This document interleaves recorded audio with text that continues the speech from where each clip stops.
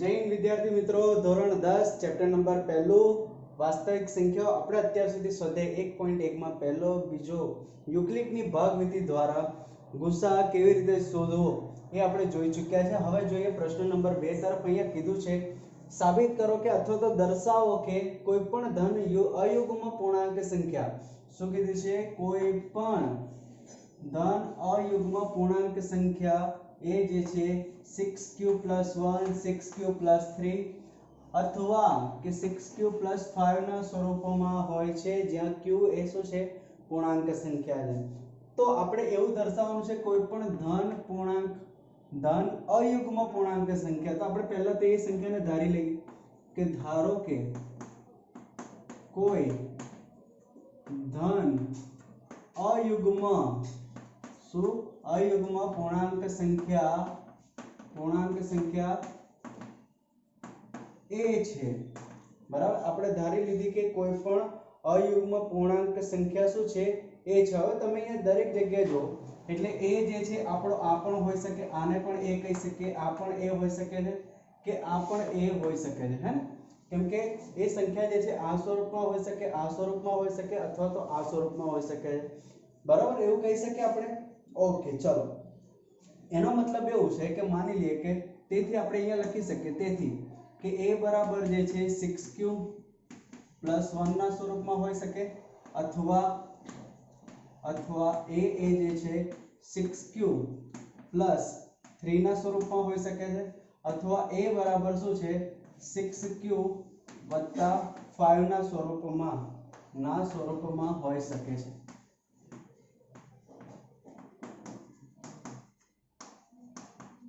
એવું આપણે સાબિત કરવાનું છે, બરાબર? એવું શું કરવાનું છે? આપણે સાબિત કરવાનું છે।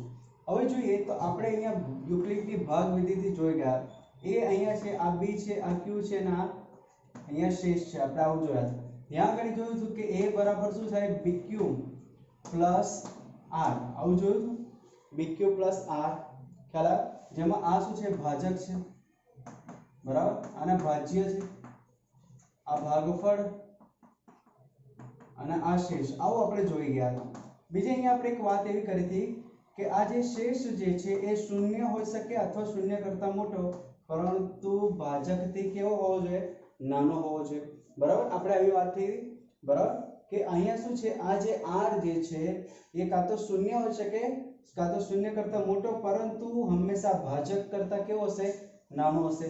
તો હવે અહીંયા આપણે જેવી દરેક સંખ્યાઓને આપણે જોઈએ તો અહીંયા 6 શું છે? 6 શું છે? b નું b સ્વરૂપે છે, બરાબર? તો અહીં આપણે b લઈ લઈએ, b બરાબર શું થઈ જશે? b બરાબર 6, બરાબર? અને જો b બરાબર 6 હોય તો r શું હોઈ શકે? તો 0 હોઈ શકે, 1 હોઈ શકે, 2 3 4 અને 5, બરાબર? મેં અહીં આપણે લખાવ્યું તો કે અહીંયા લખાવ્યું તો ભાજક અને શેષ, બરાબર? જેમ કે ભાજક 1 હોય તો શેષ 0 હોય, 2 હોય તો 0 અને 1 મળે, 3 હોય તો 0 1 અને 2, બરાબર? આવી રીતે લખાય। તેવી રીતે 6 હોય તો શેષ શું મળી શકે? એ 0 મળી શકે, 1 મળી શકે, 2 3 4 અથવા 5, આમાંથી કોઈ પણ એક આપણને 0 મળી શકે છે। આપણે આવી વાત થઈ। ઓકે, ચલો, ખ્યાલ અહીં સુધી? તો આ જે છે આપણે જે આપણાના ઉપર આપ્યું હતું એના પરથી આપણે ખાલી આ ડેટા કલેક્ટ કર્યો। શું કર્યો છે? ડેટા કલેક્ટ કર્યો છે। ખાલી ઉપરમાંથી જે આપણે જે આપ્યું છે એનો ખાલી આપણે આ ડેટા મૂક્યો છે। હવે જો કોઈ પણ સંખ્યાને આપણે 6 વડે ભાગીએ અને શેષ આપણે મૂકતા જઈએ, જેમ કે a બરાબર હું લઉં 6, તો ભાગફળ q હોય અને શેષ 0 મળે। 6 વડે ભાગીએ તો 0 મળે ને શેષ, તો આ સંખ્યા પણ હોઈ શકે છે a, બરાબર? પછી a જે છે અહીંયા આપણે અથવા પણ લખતા જઈએ, તો માની લો કે a, હવે શેષ 1 મૂકીએ તો 6q, તો શેષ 1 મળશે, બરાબર? a બરાબર 6q + શેષ 2 મળશે। અહીંયા વચ્ચે અથવા આવતું રહેશે, બરાબર? અથવા આપણે અહીંયા લખીએ a બરાબર શું થઈ જશે? 6q, બરાબર? શેષ 3 પણ મળી શકે છે, a બરાબર 6q શેષ 4 પણ મળી શકે છે, અથવા a બરાબર 6q + 5, બરાબર? શું મળી શકે? +5, અહીંયા ઓર લખી દો ઇંગ્લિશમાં, ઓકે, તો કોઈ પણ સંખ્યાને 6 વડે ભાગીએ તો આપણને આવી રીતે મળી શકે. અહીંયાથી આ 0 હટાયેલો એટલે 6q થઈ ગયું. તો a બરાબર 6q મળે. a 6q + 1 બરાબર આ રીતે મળી શકે છે. ક્લિયર? ઓકે, તો આ બધી જ આપણે અહીંયા a કેવો છે? અયુગ્મ સંખ્યા છે. બરાબર, a કેવી સંખ્યા છે? આપણે પહેલા ધારો કે ધન અયુગ્મ પૂર્ણાંક સંખ્યા કેવી છે? અયુગ્મ છે. બરાબર, કેવી છે? અયુગ્મ. એટલે a આપણું શું છે? અયુગ્મ છે. તો અહીંયા a જે છે કેટલા સ્વરૂપમાં મળે છે? 6q ના સ્વરૂપમાં મળે છે, 6q + 1 ના સ્વરૂપમાં મળે છે, 6q + 2 ના સ્વરૂપમાં, 6q + 3 ના સ્વરૂપમાં મળે, 6q + 4 ના સ્વરૂપમાં અને 6q + 5 ના સ્વરૂપમાં. તો આપણે તો અહીંયા ત્રણ જ માંગ્યા હતા, 6q + 1, 6q + 3 અને 6q + 5. બરાબર, હવે એ ત્રણ સ્વરૂપમાં મળવા જોઈએ, પણ આપણે તો ત્રણ કરતા કેવા વધારે સ્વરૂપમાં મળ્યા, પણ આપણને જોઈતા જે સ્વરૂપ જે છે એ મળી ચૂક્યા છે. બરાબર ને? આપણને જે જોઈતા સ્વરૂપ જે છે એ મળી ચૂક્યા છે. માટે આપણે કહી શકાય કે કોઈ પણ ધન અયુગ્મ પૂર્ણાંક સંખ્યા એ 6q + 1, 6q + 3 અને 6q + 5 ના સ્વરૂપમાં હોય. હા, આવું ના હોઈ શકે, 6q + 7 ના સ્વરૂપમાં ના હોઈ શકે. બરાબર, 6q + 7 ના સ્વરૂપમાં જો તમે કોઈ a ને ધન અયુગ્મ પૂર્ણાંક સંખ્યા લો તો, કેમ કે શેષ જે છે એ 0, 1, 2, 3, 4 કે 5 હોય. બરાબર, એટલે આ રીતે આ સ્વરૂપમાં આપણે દર્શાવી શકીએ નહીં. આપણે કયા સ્વરૂપમાં? 6q + 1, 6q + 2, 6q + 3, 6q + 4 ના સ્વરૂપમાં આપણે દર્શાવી શકીએ છીએ. તો આ હતો પ્રથમ દાખલો. બરાબર છે?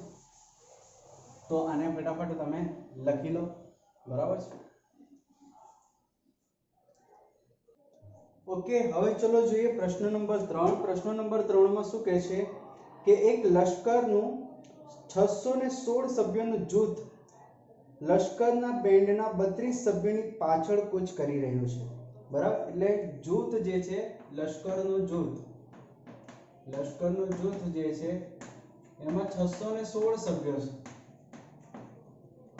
અને કૂચ કરતા સભ્યો 32 છે. બરાબર, 32 સભ્યો છે. ઓકે, બંને જૂથ સમાન સંખ્યાના જૂથમાં કૂચ કરી રહ્યા છે. એટલે કે આ જે છે 32 આ જે બેન્ડ વાળા છે. બરાબર, જે 32 છે બેન્ડ વાળા છે. એક બેન્ડ વાળાનું ગ્રુપ અને લશ્કરનું ગ્રુપ, તો એવી રીતે બે ગ્રુપ થયા, બે જૂથ થયા અને બંને જૂથ જે છે સમાન રીતે શું કરી રહ્યા છે? કૂચ કરી રહ્યા છે. બરાબર, ઓકે, સમાન સંખ્યાના સ્તંભમાં કૂચ કરી રહ્યા છે. તે જે સ્તંભમાં કૂચ કરી રહ્યા છે તેવા કોઈ પણ સ્તંભમાં મહત્તમ કેટલા સભ્યો હશે તે આપણે શોધવાનું છે. તો ચલો પહેલા તો સમજાઈ દો કે પહેલા તો 32 સભ્યો જે છે, માની લો કે 1, 2, 3, 4 આવી રીતે 32 સભ્યો છે.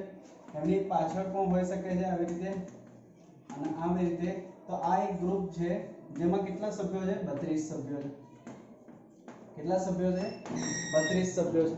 હવે એની પાછળ સેમ ટુ સેમ આ જેમ કૂચ કરે છે, બેન્ડ વગાડતા જાય છે આગળ, ઢીંચક કરે.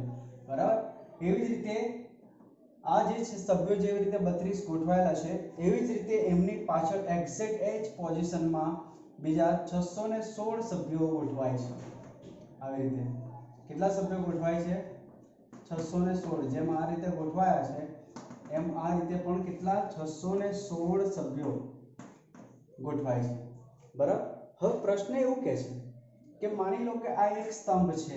બરાબર, આ એક સ્તંભમાં મહત્તમ કેટલા સભ્યો હશે? પ્રશ્ન એમ પૂછે છે. બરાબર, શું કહે છે કે 32 સભ્યો અહીં છે. આપણે એવું નહીં પૂછ્યું કે કેટલા સ્તંભ છે. બરાબર, આપણે એવું પૂછ્યું છે કે તમે કોઈ પણ આમાંનો એક સ્તંભ ઉઠાઈને જુઓ તો એમાં મહત્તમ કેટલા સભ્યો હશે એવું પૂછ્યું. મેક્સિમમ કેટલા સભ્યો હશે? બરાબર, તો એ સભ્યો કયા હોઈ શકે? એ સભ્યો કેટલા હોઈ શકે તે કેવી રીતે ખબર પડે? તો એવી સંખ્યા હોય, બરાબર, એવી મહત્તમ સંખ્યા જે આને પણ અને આને પણ બંનેને નિશેષ ભાગી શકે. બરાબર, એ કઈ સંખ્યા હશે? જે 616 ને પણ અને 32 ને પણ નિશેષ શું કરી શકશે? ભાગી શકશે. હવે આને પણ નિશેષ ભાગી શકે અને આને પણ નિશેષ ભાગી શકે. એ તો શું થઈ ગયો? અવયવ થઈ ગયો. અને પાછું મહત્તમ એટલે થઈ ગયો ગુરુત્તમ સામાન્ય અવયવ। શું થઈ જશે? તો આપણે શું શોધવાનું રહેશે? અહીં આપણે બરાબર 616 અને 32 વચ્ચેનો ગુસા શોધવાનો રહેશે। શું શોધવાનું રહેશે? ગુસા શોધવાનો રહેશે। શું શોધવાનું છે? ગુસા। ચલો તો ગુસા શોધવાનો છે તો આ 616 થઈ જશે, નાના કરતા 32 શું છે? નાના છે, બરાબર। તો આપણે જે યુક્લિડની ભાગ પ્રવિધિ છે, બરાબર, યુક્લિડની ભાગ પ્રવિધિ મુજબ આપણે આનો ગુસા શોધવાનો છે। તો આપણે ખબર છે 616 ને આપણે કેટલા વડે ભાગવાનું? 32 વડે। તો ચલો 616 ને આપણે 32 વડે ભાગીએ, બરાબર। તો 32 એકા 32 થશે, 61 માંથી 32 જાય તો કેટલા વધશે? અહીંયા લઈએ 5 અને 10, તો અહીંયા 9 વધશે, અહીંયા 2 વધશે, 29 વધશે। ચલો 6 નીચે આવી ગયા। ચલો 296। હવે આપણને ખબર છે કે 300 મતલબ કે 32 ગુણ્યા 10 કરીશું તો 320 થશે, બરાબર। તો 9 કરી જોઈએ તો 9 દુ 18, વધી પડી 1, 9 તરી 27 ને 28, 288, 296 ઓછા 281 કરીએ તો આપણને 8 મળે। તો આપણે અહીંયા કરીએ ગુણ્યા કેટલા? 19 વત્તા 8 થયા, બરાબર, ક્લિયર। ચલો હવે આ જે છે 32 ને આપણે કોના વડે ભાગીશું? 8 વડે। તો ખબર છે 8 ચોક 32, બરાબર, 32 અહીં થઈ ગયા એટલે શેષ શું મળ્યું? 0। તો આપણને ખબર જે વખતે શેષ 0 મળે એ વખતે જે એનો ભાજક હોય એ એનો શું થશે? ગુસા થશે। શું થશે? એનો ગુસા થશે, બરાબર। એટલે કે ગુસા આપણને 616 અને 32 વચ્ચેનો કેટલો મળ્યો? 8। એટલે મહત્તમ કેટલા સભ્યો હશે? તો મહત્તમ સભ્યોની સંખ્યા કેટલી હશે? 8 થશે, બરાબર છે। તો ફટાફટ લખી લો આ દાખલાને। ઓકે, હવે ચોથો દાખલો એવું કહે છે કે યુક્લિડની ભાગ વિધિનો ઉપયોગ કરીને દર્શાવો કે કોઈ પણ ધન પૂર્ણાંકનો વર્ગ। ચોથો દાખલો કહે છે કોઈ પણ ધન પૂર્ણાંકનો વર્ગ, બરાબર છે। કોઈક પૂર્ણાંક એક એમ માટે કોઈક પૂર્ણાંક એમ માટે 3m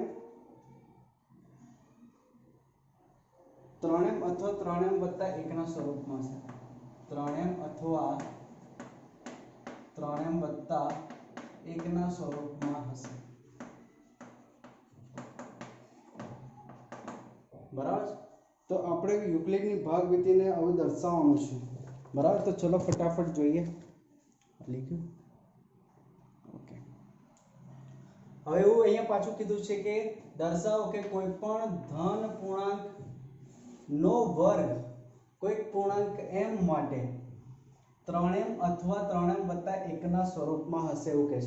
તો પહેલા તો આપણે કીધેલું છે કે કોઈ પણ ધન પૂર્ણાંક, તો કોઈ પણ ધન પૂર્ણાંક આપણે ધારી લઈએ કે ધારો કે કોઈ ધન પૂર્ણાંક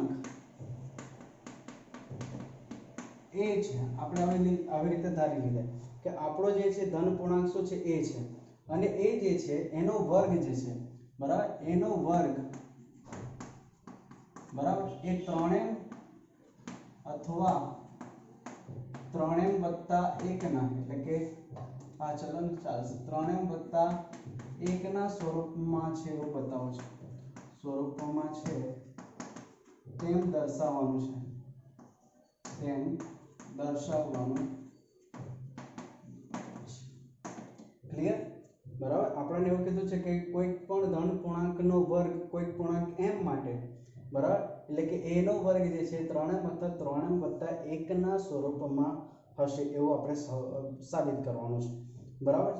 ચલો હવે a જે છે, બરાબર, આપણો જે કોઈ પણ ધન પૂર્ણાંક a જે છે, બરાબર, માની લો કે કોઈ ધન પૂર્ણાંક જે છે હું માની લો કે 6 ધારું, 7 ધારું, 8 ધારું, 9 ધારું, કોઈ પણ ધન પૂર્ણાંકો કોઈ પણ ધારી શકો છો, બરાબર।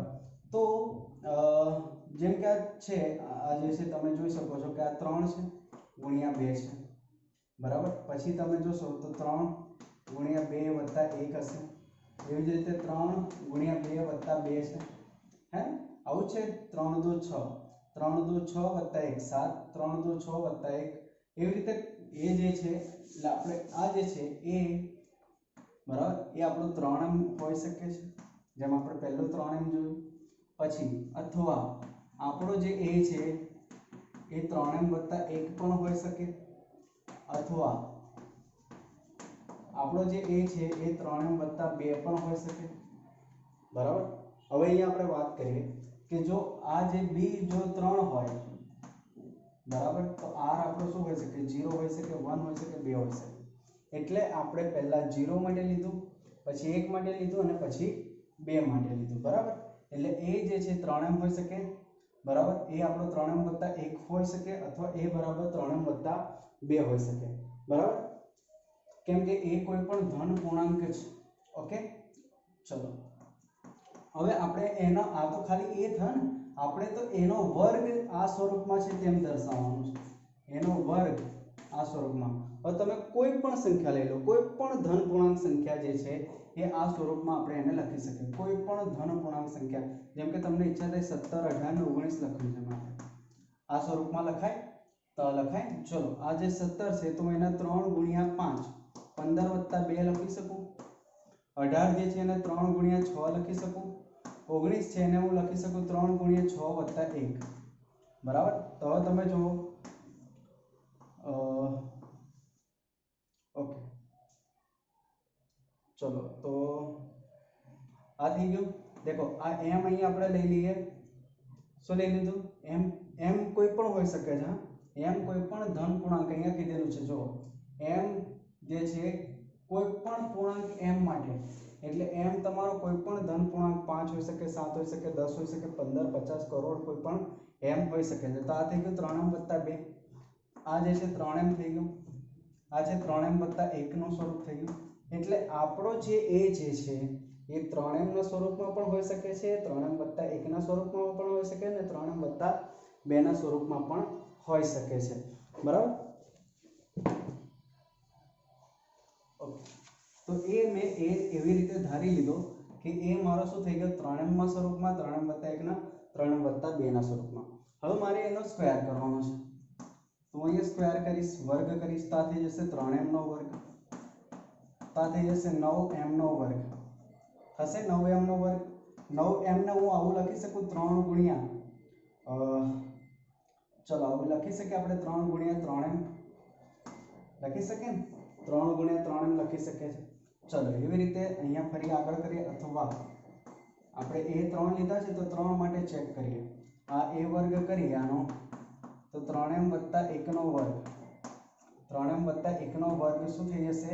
તો કરીએ તો પહેલા પદનો વર્ગ એટલે 9m નો વર્ગ વત્તા 2 પહેલું પદ ગુણ્યા બીજું પદ, તો પહેલું પદ શું છે 3m છે, બીજું પદ 1 અને બીજા પદનો વર્ગ 1 થઈ ગયો।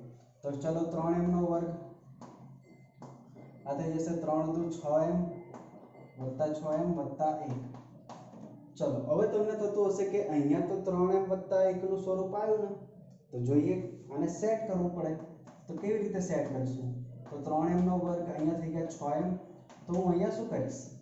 હું અહીંયા કરીશ ઓકે, તો અહીંયા વત્તા 1 આવી જશે, ઓકે, જેમ કે આ ઉપરનું છે એવું ને એવું બેઠું નીચે લખાઈ ગયું છે, તો આપણે એને રફ કરી દઈએ, ઓકે। ચલો હવે આપણે અહીંયા જોઈએ તો પહેલા બે માંથી તમે જોઈ શકો છો કે 3m કોમન આવે છે, તો આપણે 3m ને કોમન લઈ લઈએ, બરાબર। તો અહીંયા શું વધ્યું? 3m વધ્યા, અહીંયાથી 3 ગયા, m વધી એટલે 2 વધશે વત્તા 1। તો હવે તમે જો તો 3m વત્તા 1 નું સ્વરૂપ આવી ગયું, અહીંયા કોઈ પણ સંખ્યા આવી શકે છે, બરાબર, અહીંયા કોઈ પણ સંખ્યા આવી શકે છે, એટલે આ થઈ જશે 3m વત્તા 1 નું સ્વરૂપ થઈ ગયું, બરાબર। શું થઈ ગયું? અથવા તો તમે ખાલી એકલા 3 ને કોમન કાઢો તો 3m² વત્તા 2m વધશે, તો આ થઈ ગયું 3m, અહીંયા આપણે m1 લઈ લઈએ તો 3m1 વત્તા 1 નું સ્વરૂપ થઈ ગયું, એટલે કે આપણે જે આવું સ્વરૂપ જોઈતું હતું એ થઈ ગયું। બરાબર. તો આ જ રીતે આપણે કહી શકીએ છીએ કે આપણે કોઈ પણ ધન પૂર્ણાંકનો વર્ગ એ 3m અથવા 3m + 1 ના સ્વરૂપમાં હોય છે. બરાબર. તો આ જે છે આ સ્વરૂપમાં આપણે દર્શાવવાનું હતું, જે આપણે દર્શાવી દીધું છે. તો ફટાફટ આ દાખલાને લખી લો. ઓકે, તો હવે જોઈએ છેલ્લો દાખલો છે સ્વાધ્યાય 1.1 નો પાંચમો દાખલો છે. હવે એમાં પણ જે એના જેવું જ છે, જેમ ઉપર જોયું ને કે યુક્લિડની ભાગાકારનું પૂર્વ પ્રમેય વાપરીને દર્શાવો કે કોઈ પણ ધન પૂર્ણાંકનો ઘન, બરાબર, કોઈ પણ ઘન પૂર્ણાંકનો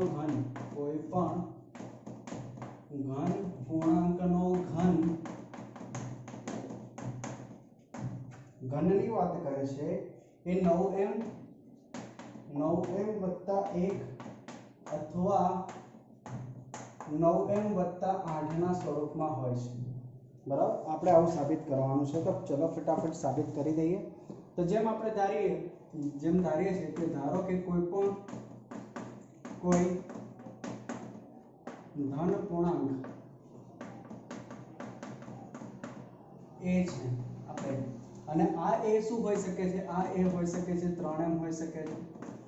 બરાબર. 3m + 1 હોઈ શકે છે અને 3m + 2 હોઈ શકે છે. બરાબર. અથવા જો આપણે 3m લઈએ તો આપણે આવી રીતે કરી શકીએ, તો 2m લઈએ. બરાબર. તો 2m પછી 2 + 1 જ લઈ શકીએ, 2m + 2 લઈ શકીએ નહીં. એટલે પણ આપણે અહીંયા 3 લેવા છે. બરાબર. કે 9m + 1 અને 9m + 8, એટલે આપણે અહીંયા 3 લીધા. બરાબર. હવે એનો ઘન આ સ્વરૂપમાં હોવો જોઈએ. તો આપણે ચલો ફટાફટ ઘનની ચકાસણી કરી લઈએ. તો આ થઈ જશે 3m નો ઘન, તો આ થઈ જશે 27m નો ઘન. બરાબર. ચલો તો આપણે લઈ લઈએ અહીંયાથી 3 સામાન્ય કાઢી લઈએ. તો અહીંયા તમને મળી જશે 9m નો ઘન. તો દેખો 3 ગુણ્યા સમથિંગ, 3 ગુણ્યા અહીંયા કોઈ પણ હોઈ શકે છે જેને આપણે m તરીકે સ્વીકારી શકીએ છીએ. બહાર 3 આવવો જોઈએ, સોરી 9 જોઈએ ને આપણે, તો 9 જોઈએ. ચલો તો અહીંયા 9 લઈ લઈએ અને અંદર 3 લઈ લઈએ. બરાબર. તો 9m ના સ્વરૂપમાં આવી ગયું. બહાર 9 આવવો જોઈએ, અંદર 3m નો ઘન. બરાબર. એટલે આને આપણે m તરીકે સ્વીકારી શકીએ છીએ. એટલે આ જે છે 9m નું સ્વરૂપ થઈ ગયું. ચલો એવી રીતે બીજી એક સંખ્યા લઈ લઈએ અહીંયા અથવા. બરાબર. ચલો તો હવે કઈ સંખ્યા આપણે લઈએ? 3m + 1 નો ઘન કરવાનો. સોરી, બરાબર, ઘન છે. ચલો તો ઘન કરીશું એટલે શું કરીશું? તો પહેલા તમને a + b આખાના ઘનનું સૂત્ર જે છે આવડવું જોઈએ. તો પહેલા પદનો ઘન વત્તા બીજા પદનો ઘન, 3 પહેલા પદનો વર્ગ વત્તા બીજું પદ, ગુણ્યા બીજું પદ, અને 3 પહેલું પદ એમને બીજા પદનો વર્ગ. બરાબર. તો આ તમને સમીકરણ સૂત્ર આવડવું જોઈએ. બરાબર. ચલો તો ફટાફટ આપણે કરી લઈએ. પહેલા પદનો ઘન એટલે 3m નો ઘન, પછી બીજા પદનો ઘન એટલે 1 નો ઘન, પછી 3 શું છે? પહેલા પદનો વર્ગ એટલે 3m નો વર્ગ, પછી બીજું પદ એમને, પછી 3 પહેલું પદ એમને બીજા પદનો વર્ગ.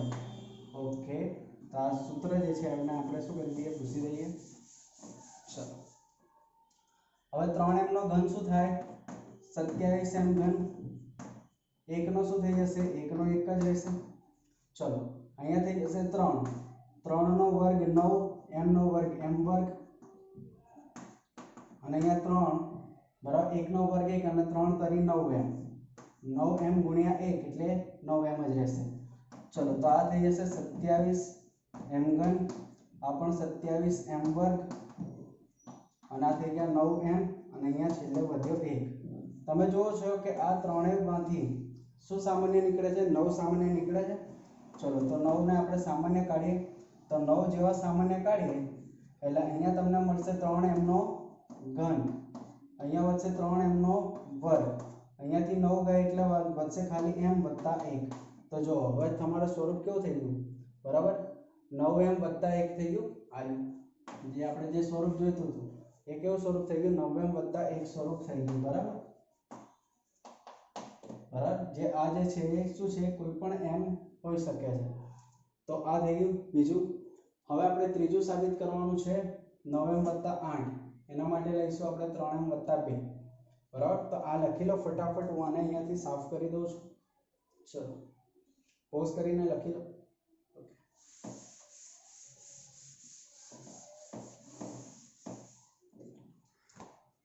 તો લઈએ અહીંયા a નો ઘન બરાબર 3m + 2 નો ઘન. ચલો તો 27 નો ઘન 27m ઘન 2 નો ઘન 8 પછી 3 પહેલા પદનો વર્ગ એટલે 3m નો વર્ગ એટલે 9m વર્ગ અને બીજું પદ એમને એટલે બીજું પદ એમને પછી 3 પહેલું પદ એમને બીજા પદનો વર્ગ 4. ચલો તો આ તો થઈ ગયા 27m ઘન. આ થઈ જશે 3 દુ 6 અને 6 9 54m વર્ગ. પછી આ થઈ જશે 4 તરી 12 અને 12 તરી 36 36m + 8.